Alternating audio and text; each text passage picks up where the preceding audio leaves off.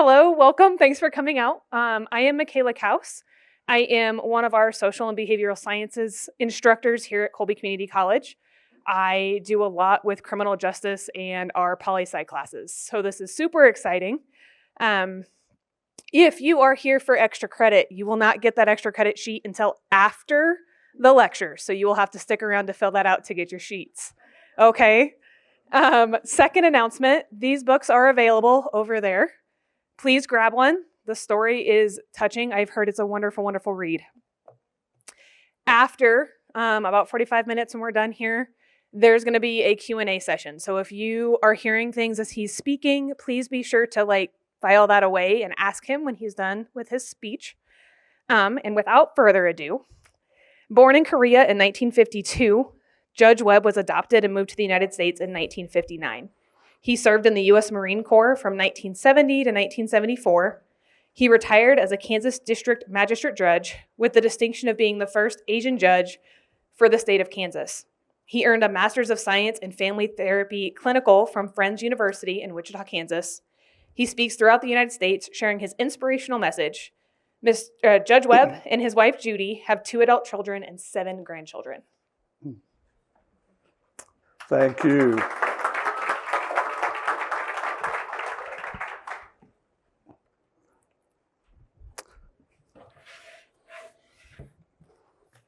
Let me begin with an Irish prayer that goes like this. May those who love us, and those that don't love us, may God turn their hearts. And if he doesn't turn their hearts, may he turn their ankles. So we will know them by their limping. You know, I've had the privilege in the last few years to speak at national and state conferences from Hawaii, Alaska, California, Florida, Maine. You would think as often as I spoke to a group of people, I would not get nervous before I started speaking. But maybe you can relate to this. It seems like every time before I get up to speak, I get nervous. But tonight, standing here, realizing I was going to speak to you, I realized I wasn't nervous. And I asked myself, what is about this group that I feel so comfortable being with you that I'm not nervous? And as I looked around the group, all of a sudden I realized why. All the guys are so handsome. And all the women are so beautiful. And I just fit so well in all this mess. You're probably wondering, who's this young, handsome, intelligent, humble person that's going to speak to us tonight? I was born sometime in 1951, 1952, or 1953. Now, ladies, that's what you call long labor. I have no idea when I was born. I was a war child from the streets of Korea. My mother was an alcoholic and a prostitute. The 7 years that I lived with my mother, I cannot remember her being sober one day. I grew up in a little village called Myeongdong. How many of you know where that's at? If you know Korea, Northern Korea is Communist Korea. Then the DMZ divides North from South Korea, and South Korea is Democratic Korea. If you go about 60 miles south of DMZ, you will come to a large city by name of Seoul, Korea, which is the capital of South Korea. In the 1950s, if you go about 10 miles north of Seoul, Korea, on the side of a hill, there was a little village called Myeadi in the province of Myeongdong. Myeadi, Myeongdong. And at the base of the hill, there was a United Nations Marine base. Our village consisted of women and children, if you get the picture. Many nights I would go to my home. When I say home, I'm talking about a little shack on the side of a hill. And I could hear the laughter of the Marine or Marines and my mother. But I was not welcome in my own home. During the spring and summer evenings, the children of the village, we'd play late into the night. And then we'd find a bush or a tree and we'd huddle together. And that's where we would fall asleep. And then the next morning we get up and we go to our respective homes. But that part of Korea, we get so cold in the wintertime that the rice paddies would freeze over. And on those cold winter nights that we had no place to go, we would go out to the rice paddies because the Marines who patrolled the rice paddies had taken 50-gallon barrels, put them on the corners of the rice paddies, put oil in those barrels, and they would light those barrels so while they patrolled at night, they would have a place to warm themselves. The children on those cold winter nights, we go out to the rice paddies, we would huddle around those barrels, and that's where we would sleep. But some Marines, and having been in the Marine Corps from 1970 to 1974, I understand why some Marines would not let the children sleep around those barrels, because when they're patrolling at night and they're approaching a glowing barrel, they have no idea who's sitting or lying around those barrels. So some Marines, for their own safety, would not let the children sleep around those barrels. And when that would happen, we'd get up and we start walking back toward our village. And as we walked toward our village, every time we came to a large trash container, you know, those big dumpsters about 6 feet long, about 4 feet wide, and about so high. When we came to those dumpsters, we would stop and we would look inside those dumpsters. And when we found a dumpster that was full of garbage, we would crawl into those dumpsters, push that garbage to the side, huddle ourselves around, and then pull the garbage around us. And that's where we would sleep on those cold winter nights, along with the rats that infested those trash containers. And I remember times climbing into those trash containers and pushing the garbage to the side and finding the cold steel body of children who had not survived the night or the nights before. When I was about 5 or 6 years of age, my mother said to me, "Insu," that's my Korean name, Pak Insu. And she gave me a little pouch. And she said, "If you fill this pouch of tobacco, I will give you something to eat." And I was so excited because that's the first time I ever remember my mother saying that she would give me something to eat. I took that pouch and I ran down to the Marine station and I followed the Marines who smoked the cigarettes. And when they throw their cigarette butts down, I'd run over and I'd catch those cigarette butts and I'd put all the tobacco into that pouch. And I loved to follow the Marines who smoked the non-filter cigarettes because I could always get more tobacco from their cigarette butts than the ones who smoked the filter cigarettes. And sometimes I would take the paper that was left on those cigarette butts and tear it into tiny, tiny, tiny little pieces and put it in that pouch, hoping that my mother, in her drunken state, would not realize that I had mixed the paper with the tobacco. In February of 1959, I woke up one morning and I was sleeping in the garbage in an alleyway. And I woke up that morning and I just started walking away from my village. And to this day, I've thought all these years, I could have gone east, I could have gone west, I could have gone north.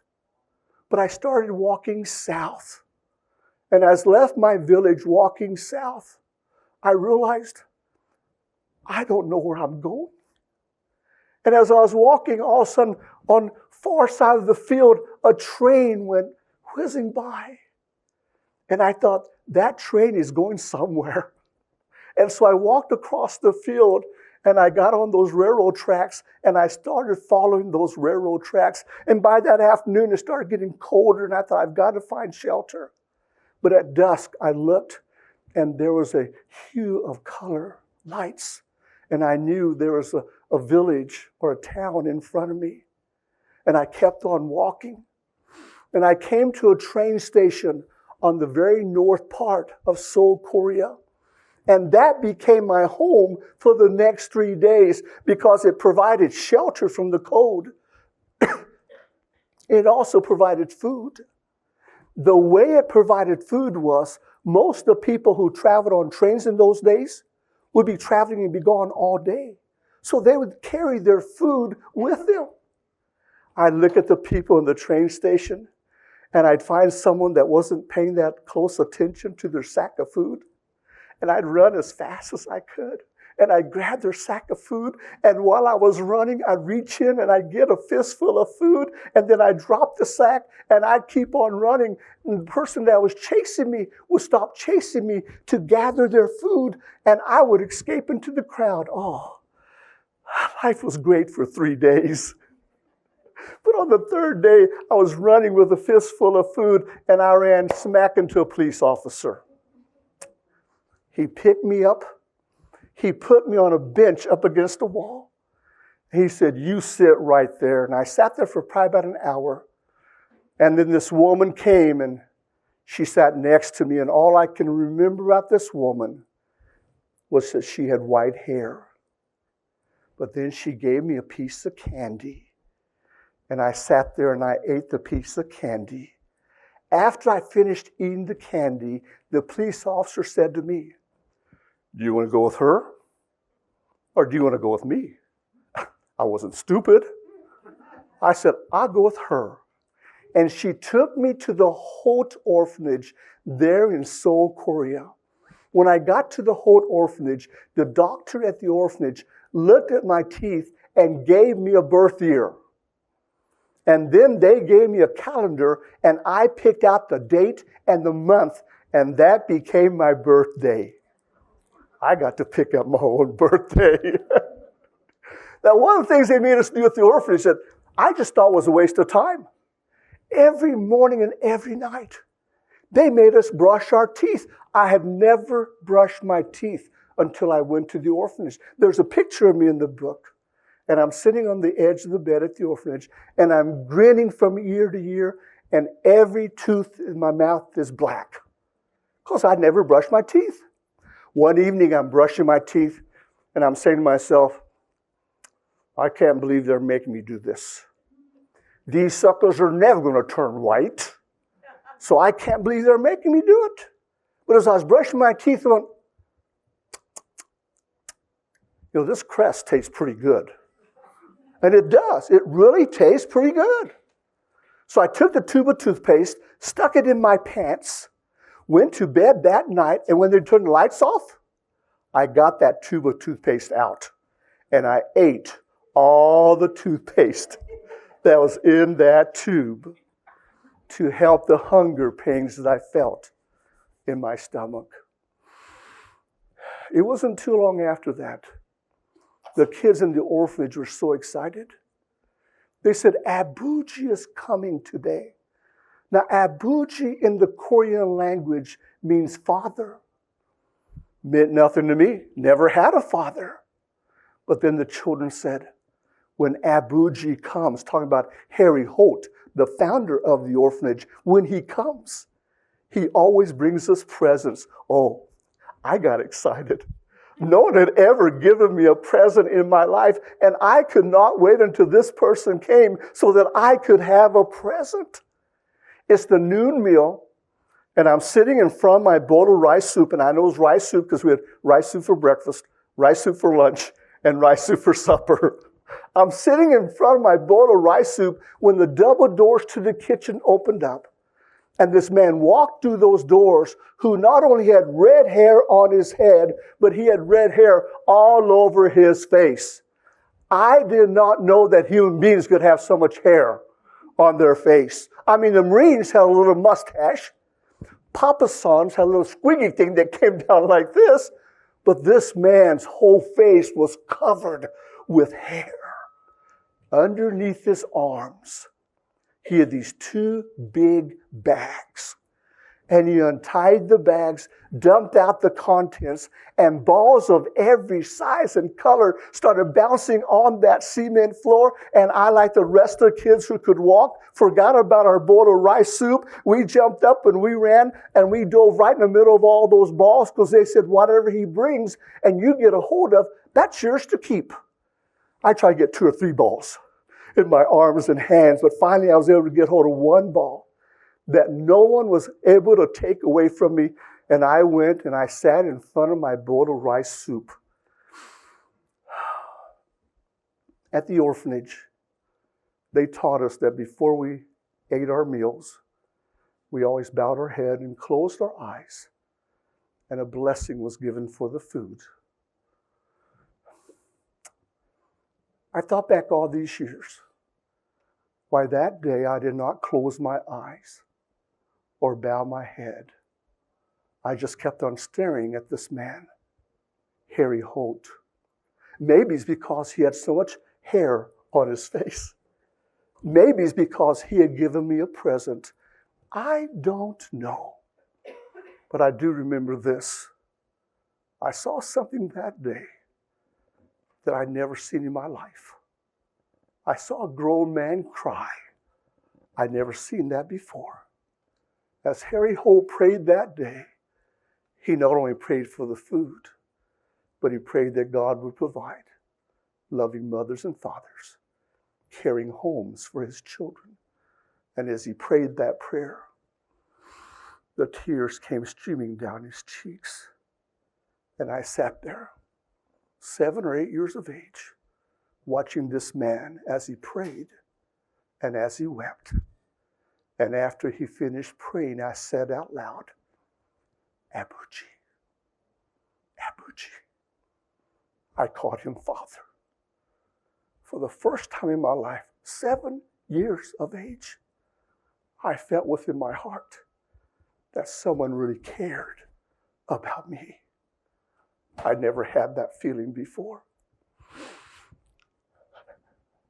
I feel so fortunate because 4 months later, I was on a plane coming to the United States.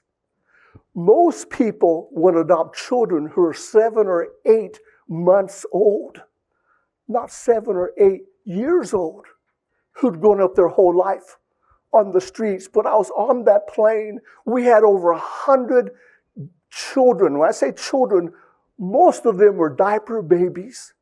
And I was the oldest child on that plane. We had 3 stewardesses and 3 ladies from the orphanage, 6 ladies to take care of all those babies and children on that plane. When that plane landed in Hawaii and they opened those doors, those 6 women went screaming off that plane.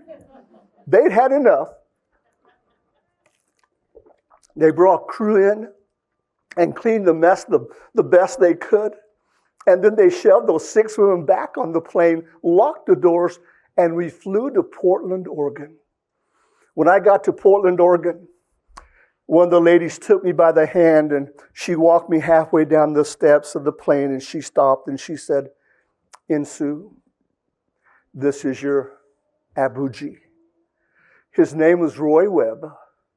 He was a school administrator from the state of Oklahoma.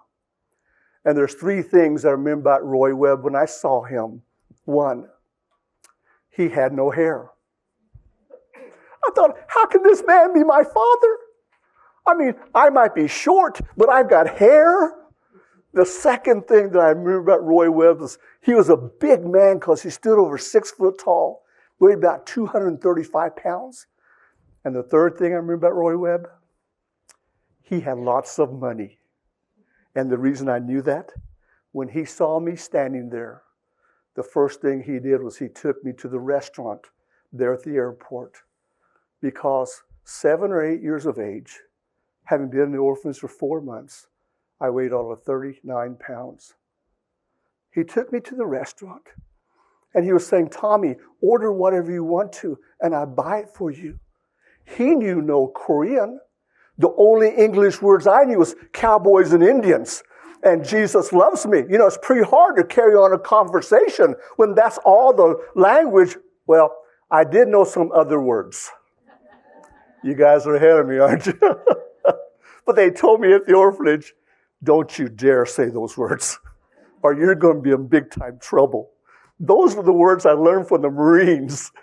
So here my dad and I are trying to carry on a conversation, not doing very well, when all of a sudden a waitress goes past our table carrying a platter with hamburgers and French fries that someone else in the restaurant had ordered.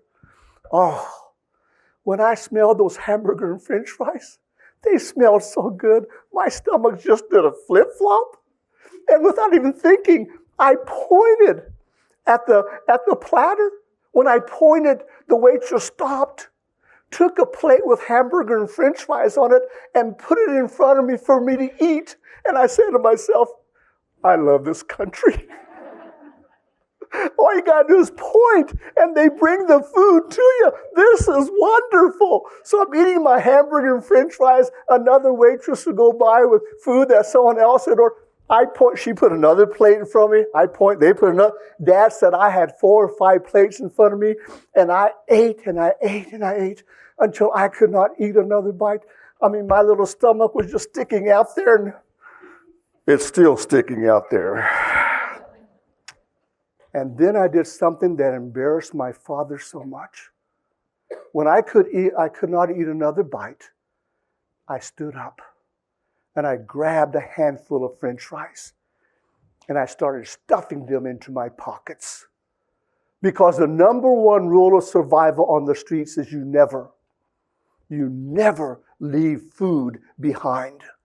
If you can't eat all the food, you take that food with you. But you never leave it behind. When my father saw me pushing those greasy french fries into my pockets, he was so embarrassed. He started shoving all those plates away from me. Did not slow me down one bit. I dove across the table, grabbed another fistful of french fries. By this time, the waitresses who'd been standing there watching this little boy consume all of this food came running over. And they had these bags. And they started putting food into these bags.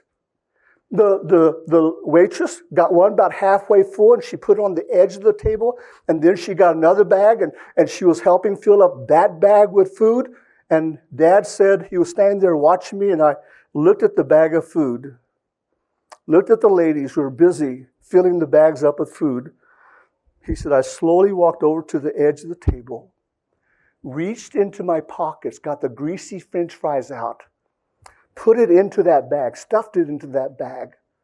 And then he said, I leaned over, picked up that bag of food, and covered my arms around that bag, hoping that no one noticed that I had that bag of food. And I started backing away from the table. Dad said there must have been 7 or 8 doggy bags stuffed full of food that was left over. Dad tried to explain to me by gesturing and everything else, Tommy, not only do you have that bag, but all this food is yours. He said, I just stood there looking at him. All of a sudden, he said, a big old smile came across my face, and he knew that I understood all that food was mine. He said, I walked up to that table, and I put my little arms around all those sacks of food, and he said, I just crushed them against my chest. He said, I had to lean back because there was so much food. He tried to reach over to help me with the food, and I jerked away from him. That was my food. He said, I had a tough time walking in that airport, but I carried it to the taxi, sat in the back seat. When we got to the motel room, my father opened the door to the motel room. He said, I took a step into the motel room. I looked around the motel room. I've never seen a motel room in my life. I didn't know what it was.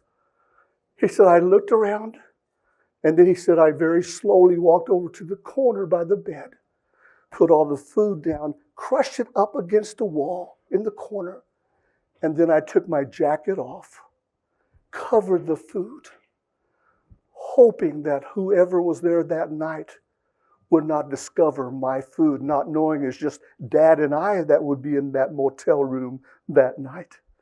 That evening, my father gave me a banana. I had never eaten a banana in my life.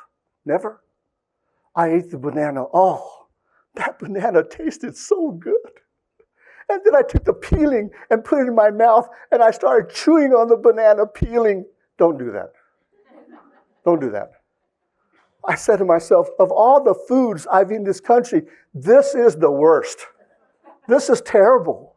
but it's food and I'm not going to throw it away, so I'm chewing on this banana peeling. My father sees me chewing on the banana peeling. He runs over. He tries to take the banana peeling out of my mouth. The only thing I think is he's trying to take food away from me, so I start stuffing it further into my mouth. And in this motel room, we just have a tug of war over this banana peeling.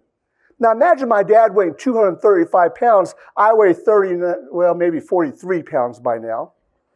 He just picked me up by one hand, took me over to the dresser, took another banana, peeled it, and gave me that banana. For me to eat the banana, I had to take the peeling out of my mouth. And when I took the peeling out, he grabbed it, threw it into the wastebasket, and that's how I learned not to eat the peeling of the banana. The next morning, we flew from Portland, Oregon to Tulsa, Oklahoma. And there I met my mother, Ruth Webb, for the first time. She was a school teacher. Very unique woman. When she was happy, she was crying. When she was sad, she was crying. But I remember Dad and I walking down the steps of the airplane, and all of a sudden, I hear this person, a woman's voice, yelling out, "Tommy! Tommy!" And I look, and there's a woman running towards me, yelling out my name.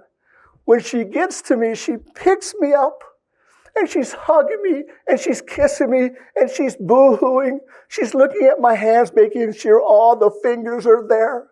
We get in the car, I sit next to her and she's got her arms around me and she's just praying and praying. What a joy I am to her. We get home and she puts me in the bathtub to give me a bath. She's rubbing, washing, just boo-hooing away. She puts the wash rag down and she starts counting my ribs, which are protruding out. And she prays this prayer: "Lord, put some meat on these bones." I've had the privilege of playing on 2 state championship football teams, played on the Marine Corps football team for 2 years.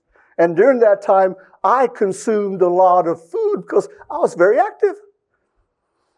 When I got out of the Marine Corps, I still consumed a lot of food, but I wasn't very active. And about 2 or 3 years after I got out of the Marine Corps, I went home for Christmas to Junction City, Kansas, and I waddled into the kitchen where Mom was cooking Christmas dinner. And I said, "Mom, do you remember that prayer you prayed when I first came over?" She goes, "Yes, I do."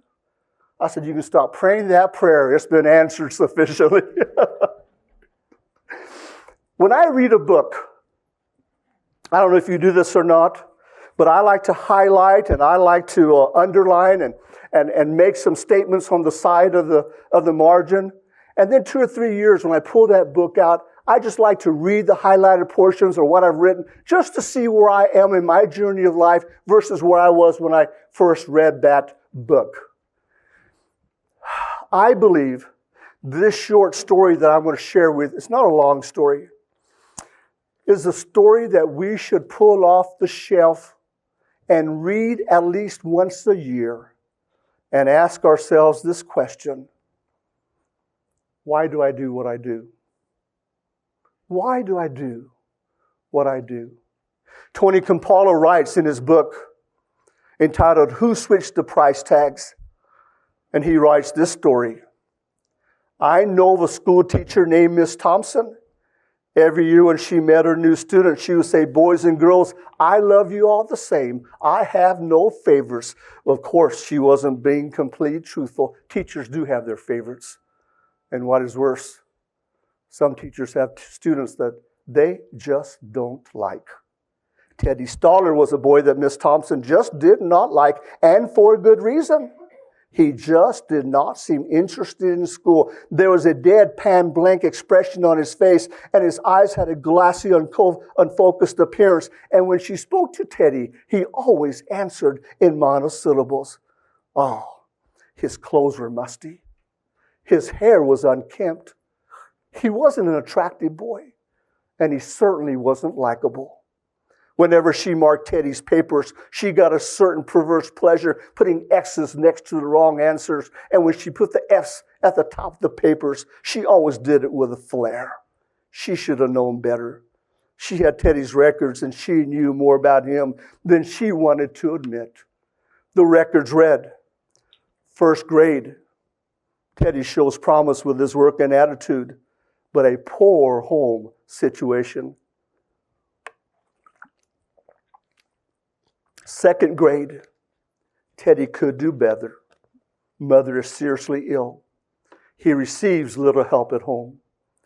Third grade, Teddy is a good boy but too serious. He is a slow learner. His mother died this year. Fourth grade, Teddy is very slow but well behaved.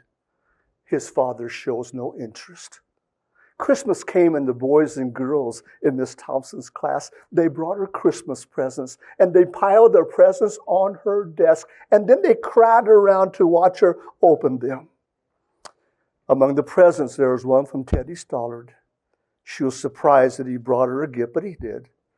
Teddy's gift was wrapped in brown paper and was held together with Scotch tape, and on the paper were written the simple words, "For Miss Thompson from Teddy." When she opened Teddy's gift, out fell a gaudy rhinestone bracelet with half of the stones missing and a bottle of cheap perfume. Oh, the other boys and girls, they began to giggle and smirk over Teddy's gifts.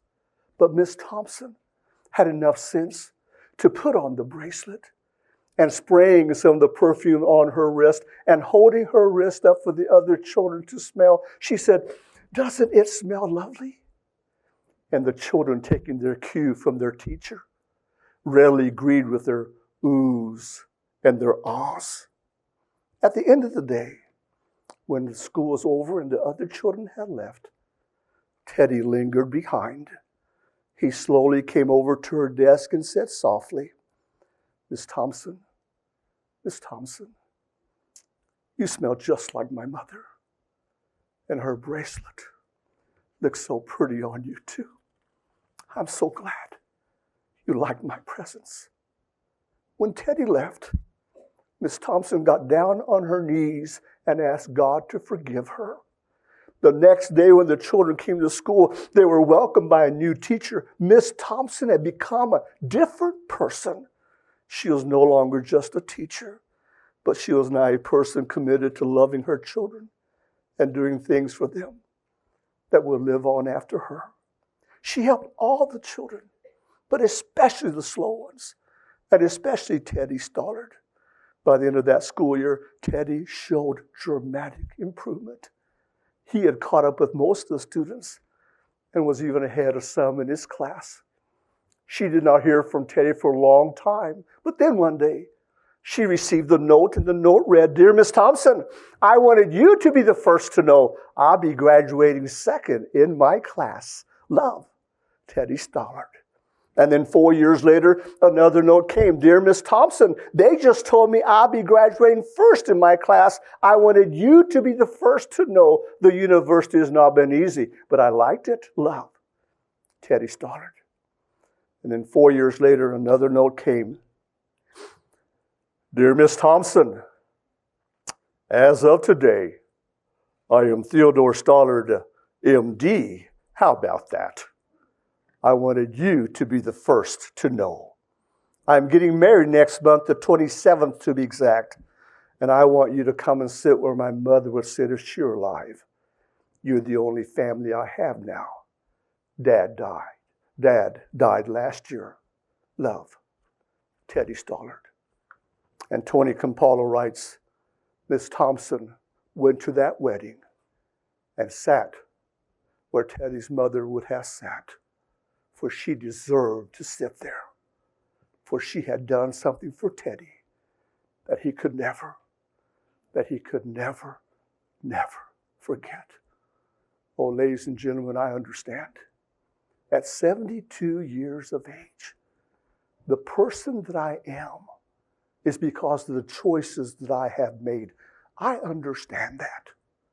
But I also understand if it had not been for those who chose to reach out with a hand of compassion and caring to encourage me in the journey of life, reality is I would not even be alive today.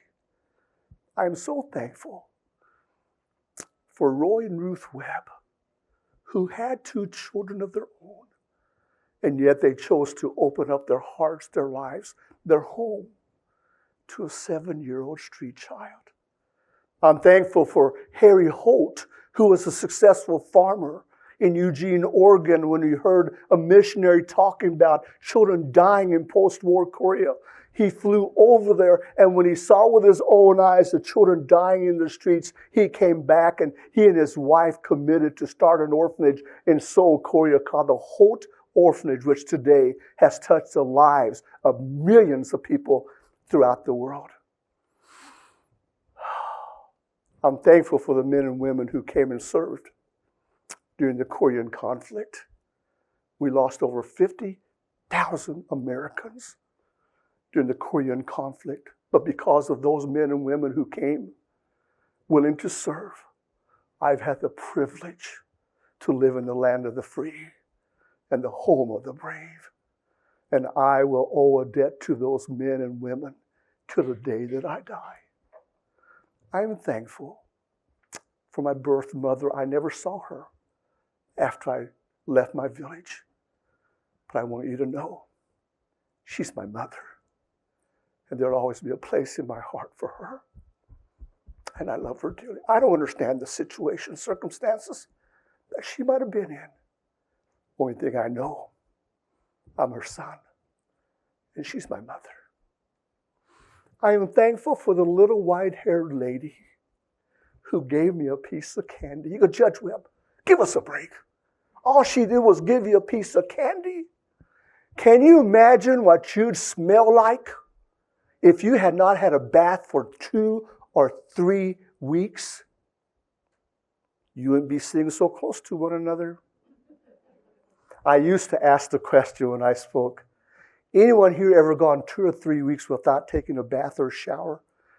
And I was speaking at a high school here in Kansas. And when I asked that question, close to the front row, a little young man jumped up. He was a sophomore in high school. He goes, Judge Webb, I have 2.5 weeks I've gone without taking a bath or a shower. 2.5 weeks. And he was so proud of himself. But all the friends around him went, ooh. So I stopped asking that question. I want you to go with me in your mind. Just go back in time. And it's 1959 February. This is a little train station in the northern part of Seoul, Korea. And sitting on a bench up against the wall is a little Korean boy, 7 years of age, let's say, probably weighing about 30 pounds. And understand the only time that he would take a bath is when he would jump into the stream that flowed past his village. And if he jumped into the stream to take a bath, he would leave his clothes on. Because if he took his clothes off, someone would have stolen his clothes while he was in the river. Now this is February and the rice paddies are freezing over. You think that little boy would jump into the river at that time to take a bath? No, he would have frozen to death. January, the same scenario. December, same scenario. November, maybe you would have some warm days, but probably not. October, maybe. It had been 4 or 5 months since water had touched the body and the clothes and the hair of that little Korean boy. And in those 4 or 5 months, he not only eaten garbage, he slept in garbage. Can you imagine what he must have looked like? What he must have smelled like? And yet that little white-haired lady came, sat next to that little boy, and she put her arms around him and gave him a hug. I told you the only thing I could remember about her was that she had white hair. I also remember when she hugged me, how soft she felt. How soft she felt. I'd never felt that before. When I was about 25 years of age, working my master's in Kansas City, one Saturday morning I was thinking about my childhood and being picked up at the orphanage.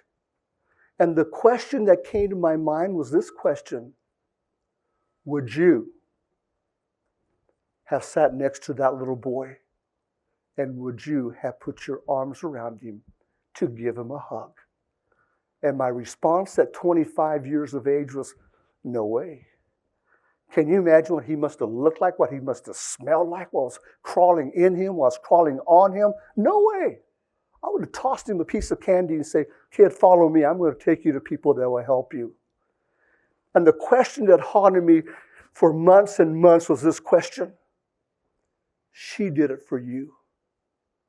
Why wouldn't you be willing to do it for someone else?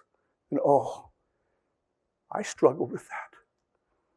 After about 4 or 5 months, I came to the place within my life that I said, if I'm ever given the opportunity, I want to be like that little white-haired lady who chose to sit next to that little boy and put her arms around him. I want to be that kind of a person. I believe the person that I am today is in part because of an act of kindness that was shown to me by a little white-haired lady when I was 7 years of age. You will never know the impact you have on those around you when you choose to reach out with a hand of compassion and caring and help to encourage others in the journey of life. If a street child from the streets of Korea can touch the hearts of thousands of people every year, imagine what you can do with your life if you choose to be a person to encourage others and making a positive difference in their lives and also your life in the journey of life. Ladies and gentlemen, thank you for coming, listening to me. If I have any questions that you might want to ask, I'll be more than glad to respond to those questions. Any questions? Yes. One time, I took an R&R when I was overseas, and they said, Sergeant, where do you want to go? I said, I want to go to Korea. Korea? Don't you want to go to the Philippines? I said, no, I want to go to Korea. Why? And I told them, they said, we'll get you there. But it took me one day to fly there. I was just one day, which was Saturday, and then had to fly back out. That's the only time that I've ever been back to Korea. Yeah, thank you. Anyone else? Yes? No. My dad was during World War II, and his story actually starts out the book, was in the Army Air Force during World War II. And he was wounded while he was in England. Yeah. So, are you talking about my adoptive parent or my natural father? No. I was in, and this is an oxymoron, but intelligence communications.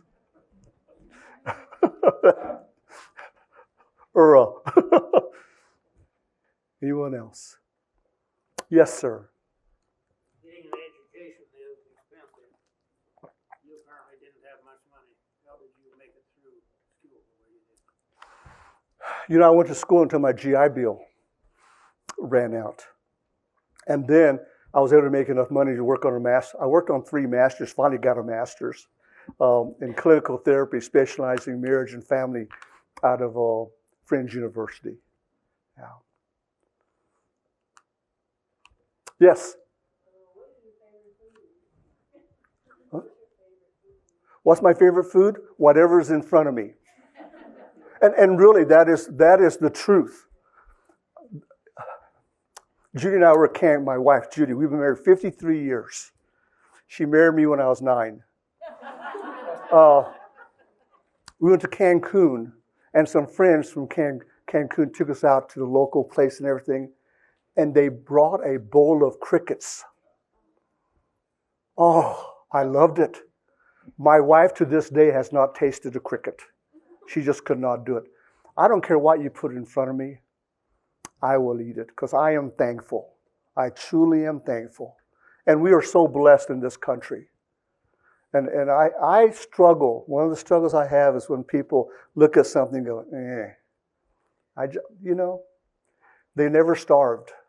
They've never done without. Yeah, I'm just thankful. Yeah, but I'm blessed that my wife is a good cook also. Yeah, you can tell. Anyone else? Yes.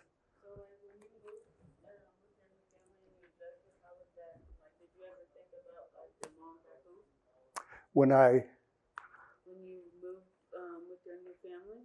Oh, yes. Her question was, when you moved with your new family, did you ever think about your mother? I always thought about my mother. She's always on my mind. There came a day that I mentally had a funeral service for her. Cholera swept through that part of Korea. And a lot of the street people didn't survive. And I held on to the hope for many, many years that one day I would see her. And I just came to the realization that's not going to happen. I even took 3 DNA tests, just hoping. But nobody wants me. Nobody, But I always thought about my mother and love her dearly. Yeah. Yes. Did you have Korean siblings? No. The family that adopted me, Roy was Cherokee background. My mother's Choctaw background. Now they're 136. I mean, they adopted my sister because of the wounds that Dad had during World War II. They said, you're not going to be able to have children. So Mom and Dad adopted Nancy, who was half Seneca out of the New York State, the Seneca Indian tribe, and half French. That was Nancy. 3 months later, after he adopted her, Mom became pregnant with Billy. So they had the one natural child, Billy, and then they adopted me. Nancy was 10, Billy was 9, and then I came in and just upset the fruit basket. Yeah. Yes? Okay, I have a two-part. Yes, okay. You're a very joyful guy. Yes. Would you say your gratitude plays a part in that? It is. It truly is. And one of the questions people ask is, all the things you've gone through, how do you have such a great attitude in the journey of life? And I tell them it's very simple, my faith. My faith. My faith tells me that if I am to be forgiven, I must forgive others in the journey of life. That doesn't mean I forget, but let go. There's so many people that drag what I call the little red wagon behind them with all the junk of the past, and their life stinks because that smells.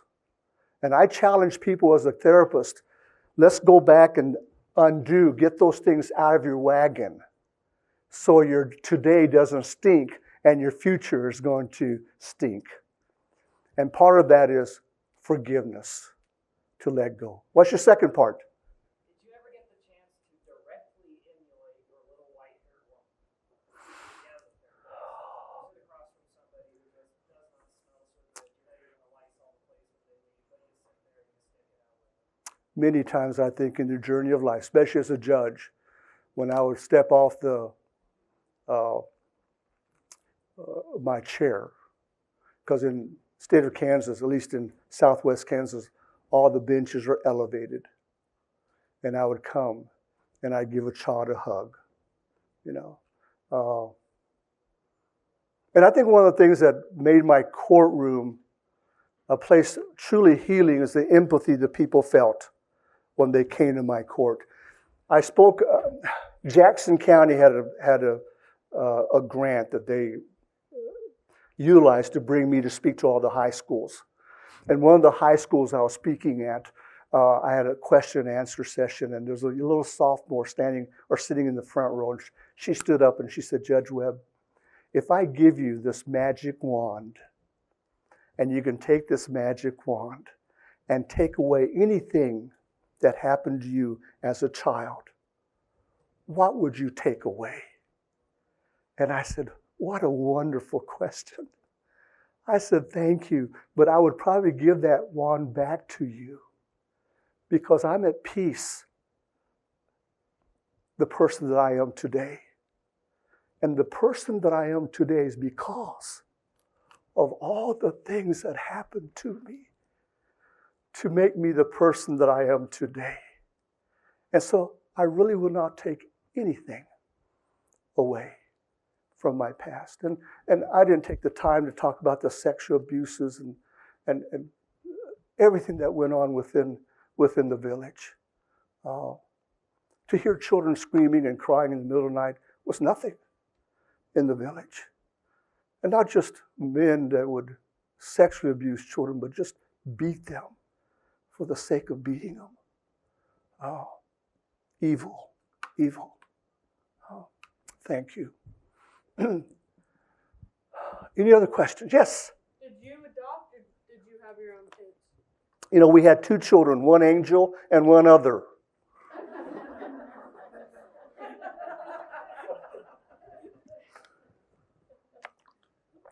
Our second child, our son, was born with a lot of complications and took a lot of energy.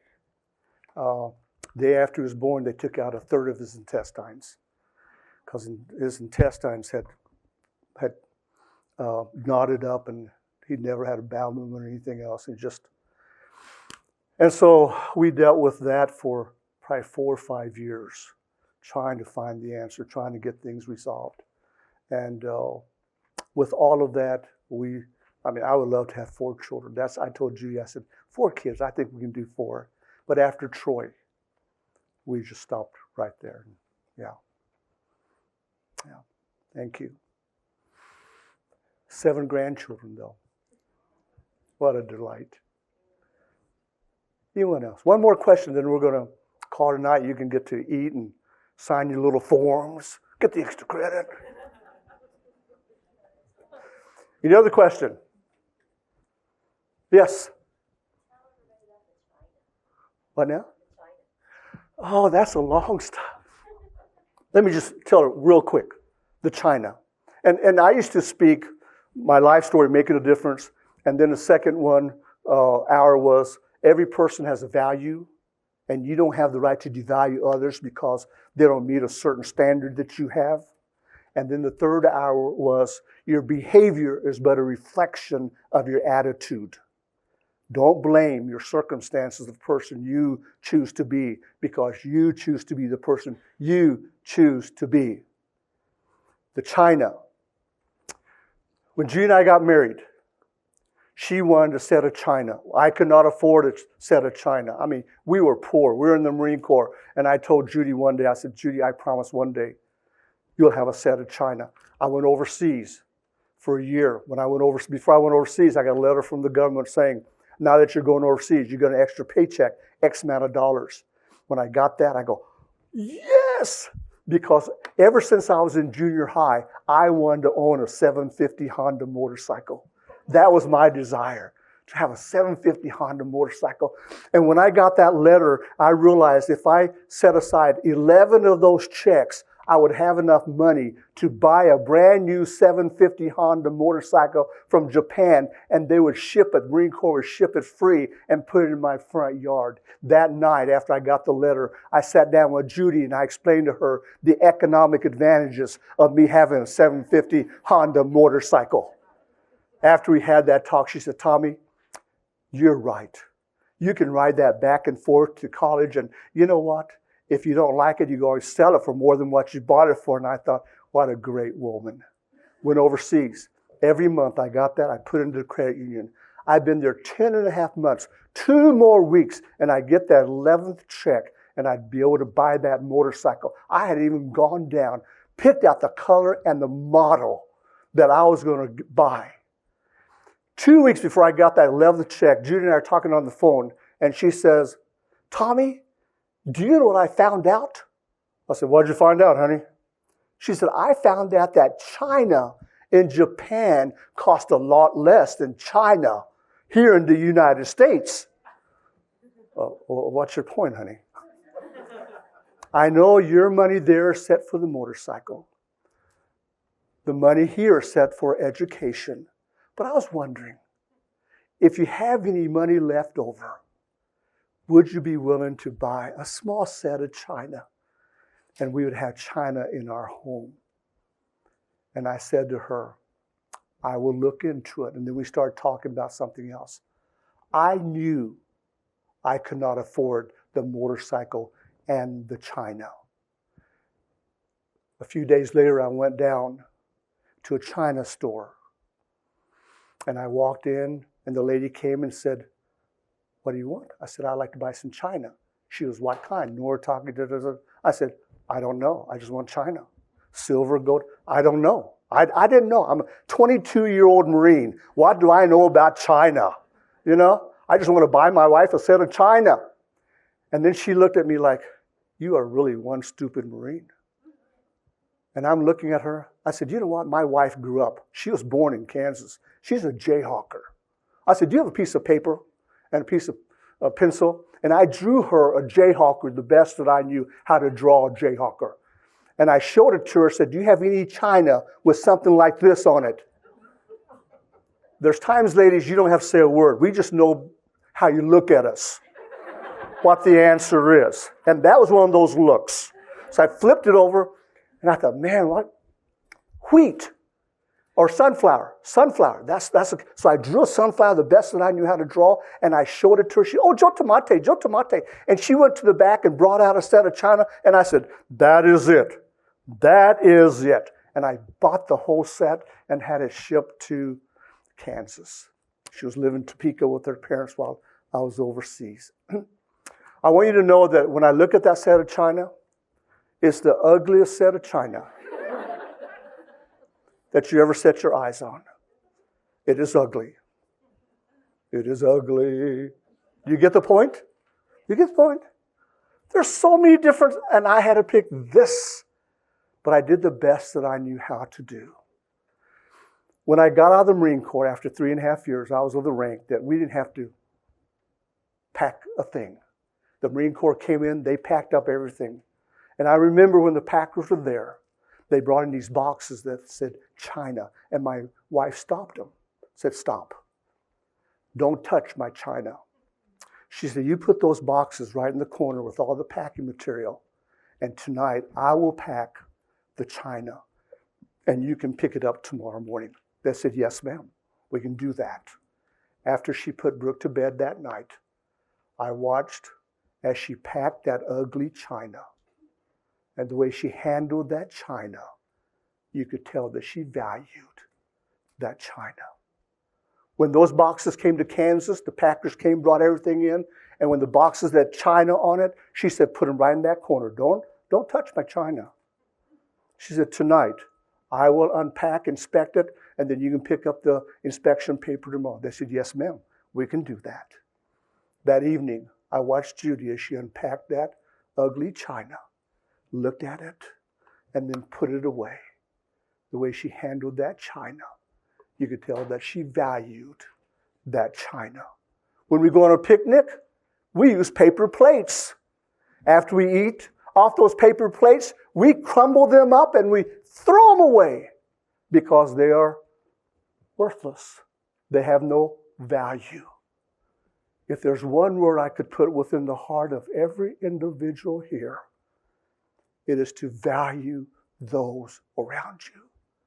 See them as china and handle them as china, not as paper plates. Oh. You talk to yourself between 10 to 20,000 words a day. If your self-talk is negative, don't be surprised if your attitude isn't negative and you have a negative behavior, a circle of negativism. My challenge to you is to start talking positive to yourself. Establish a positive attitude and then reflect that in your behavior. There are some of you that talk to yourself in ways that you would never let other people talk to you, and you struggle with your own value. I wish I was 6'9", played basketball for the NBA, and made $10 million a year. I wish that. But I'm a 5'7" squatty little Asian. But you know what? When I get up in the morning, and I don't know why Judy does this, but she has a big old mirror on the door to the bedroom. And so I have to go past that door, and I look at it and I can say, you're not 6'9", you're not making me. But you know what I do? I stand in front of that mirror and I go, yeah. Yeah. Yeah. And man, that self-talk, positive attitude, and when I leave the bedroom, there's a smile on my face. Good morning, Judy. My challenge to you is not only value others, but value yourself. When you look in the mirror, it doesn't matter the mistakes. It doesn't matter. When you look in the mirror, value yourself and have positive self-talk, positive attitude, positive behavior. Hey, thank you. Thank you.